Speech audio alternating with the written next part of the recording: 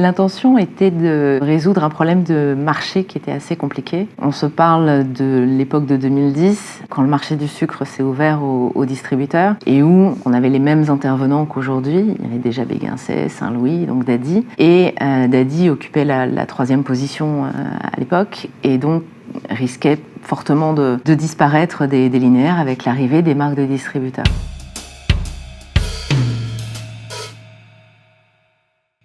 Donc Daddy a fait appel à CBA, on a ce contexte marché-là. Qu'est-ce qu'on peut faire d'un point de vue pack, d'un point de vue design, de manière à retrouver notre position, à arriver à sécuriser notre place en linéaire et donc arriver à continuer tout simplement à exister finalement. En fait, on a démarré en écoutant beaucoup les consommateurs, leur rapport au sucre, qu'est-ce qu'ils en pensaient, en quoi ça leur apportait du plaisir, et on a découvert que justement cette notion de plaisir était très importante. Donc du coup, on a nous également assumé ce parti pris-là. On va décrire le plaisir qu'on apporte aux consommateurs avec cette couleur rose qui va prendre énormément de place sur les packaging, un rose très présent, très fort, une marque qui s'affirme, et on va montrer le jeu avec le produit, ce côté ludique qui correspond au twist finalement que le sucre amène dans la vie quotidienne des consommateurs. Donc aujourd'hui, tout le travail qu'on mène avec eux, c'est à la fois d'exprimer davantage ce qu'on est et ce qu'on a à raconter, notamment tout le discours sur les betteraves cultivées en France, le côté coopérative. Et la deuxième partie de notre accompagnement, c'est dire sur tout ce qui est innovation, qu'il s'agit pour nous de retranscrire auprès du consommateur pour rendre justice à des produits qui sont superbes et de à nouveau les faire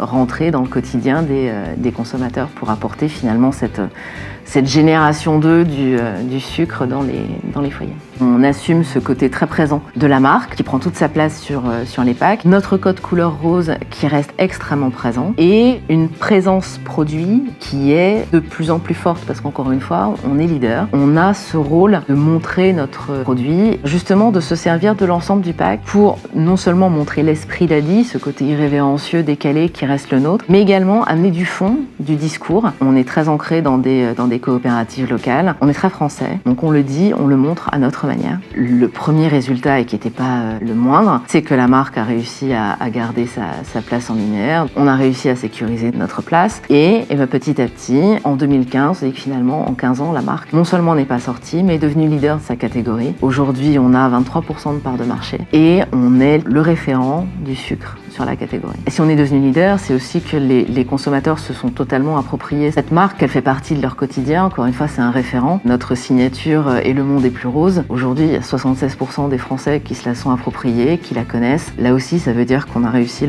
ce travail commun de rendre Daddy incontournable dans tous les foyers finalement. D'ailleurs, si on a réussi ensemble à faire cette belle aventure, c'est que Daddy s'est dit en 2010 « In Design We Trust ».